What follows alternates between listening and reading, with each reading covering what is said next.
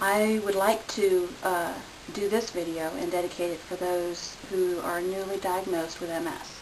I was diagnosed with MS in November of 2005. I actually got diagnosed very quickly. I've heard about people who have been diagnosed with MS, but it took years before the doctors ever put two and two together and figured out, hey, this person's got MS. Well, my story was a little bit different. I was fortunate enough to have doctors who moved very quickly, and I had a diagnosis very quickly. At the end of September, I had optic neuritis, which is the swelling behind your eye. I had it in my left eye, and within a matter of hours of going to see an eye doctor, I was completely blind, and completely blind. And I remember being in the hospital and them being in the emergency room and them saying, okay, well, you know, do the little eye test, do you see the E and all that? And it was like, no, I can't see anything at all. And they were all shocked by that. And I remember sitting in the waiting room and having everybody in the hospital come down to look at my eye because, you know, there were so many doctors who actually have never seen a live case of optic neuritis. And that mine had developed so quickly. I spent a couple days in the hospital. They put me on steroids. I do have most of my vision back in my left eye. My color in my left eye is slightly down a little bit, like that, or not as bright as someone with normal vision would see, which is fine because my right eye is good and it compensates, so I'm fine. That's how the ball kind of got rolling to find out that actually I had MS. Looking back now, I look and things that had happened to me that I put two and two together and think, oh yeah, maybe that was MS. And I had a lot of pinched nerves in my back. And I can remember going all the way back to when I was 18 having those pinched nerves. And just, you know, they would come up and they would strike me like an electric shock. And I knew when it happened that, you know, the day after or 3 days after that, I would not be able to move. I mean, I would be so painful to move. And it would last about a week, and it would slowly go away, just as something that would swell up and slowly go down. That's how it went away. But there was other little things, too, that, you know, like, again, two and two together, that was MS. Okay, back to being diagnosed.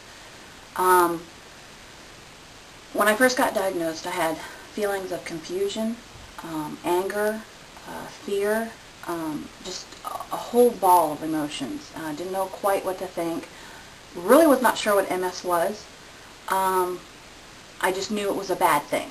It could have been good because it just seemed like everybody was around, oh my gosh, you have MS.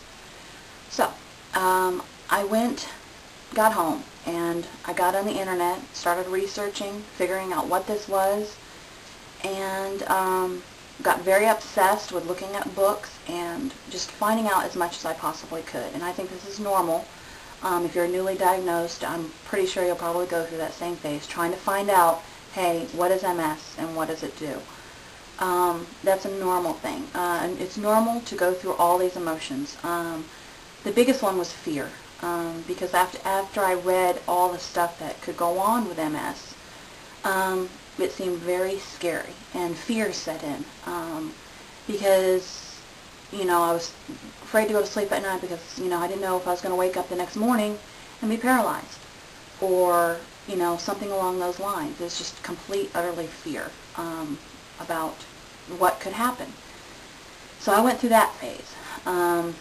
I immediately got put on a medication, Copaxone, and I had to study whether to take Rebif, Avonex, all those drugs. Copaxone is what I wanted to go on. My neurologist agreed and thought that was the right choice, so that's what I went on. I've been on that for quite some time, and I went through phases of depression, I mean severe depression. I've been on Lexapro, Prozac, I mean all of them. And finally I just kind of one day was like, you know what, snap out of it, Tracy. You know, you're going to snap out of this. It's going to be okay. So after I passed that phase and, okay, let's live life. And finally, it got to where I wasn't getting in, chat rooms and talking to other people with MS, and I quit looking at the books, and I started to live life again. And I was still taking my Copaxone, and it was difficult.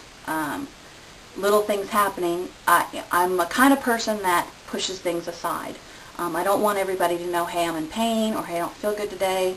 I'm just not that kind of person. You probably will never know, if you ever met me, you would never ever know that I had any symptoms that day or anything like that. I'm one of the ones that like to hide it. Why that is, I don't know. But anyways, just to let you know, MS is not the end of the world. Is it bad? No, yeah, it's not the greatest thing in the world. But you need to focus on the positive. If you have children, you need to stay strong for them. If they're older, you need to explain the effects of MS so that they understand. And you need to let them know, too, a family, that, things are going to be okay and we're going to work through this. I have 2 children, teenagers. They're now 13 and 14. I can see sometimes that it bothers them, but I always reassure them that, hey, no matter what happens, things are going to be okay. I go through so many phases of emotions. And then it doesn't stop there.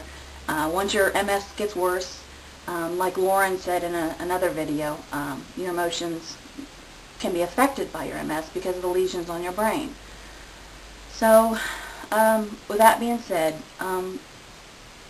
if you just found out that you have MS, know that it's not the end of the world. You will feel like it is, but it's not. Try to find the good in it, find the positive, see the green in the trees, and smell the roses along the way, because it's a long journey, but you'll make it through.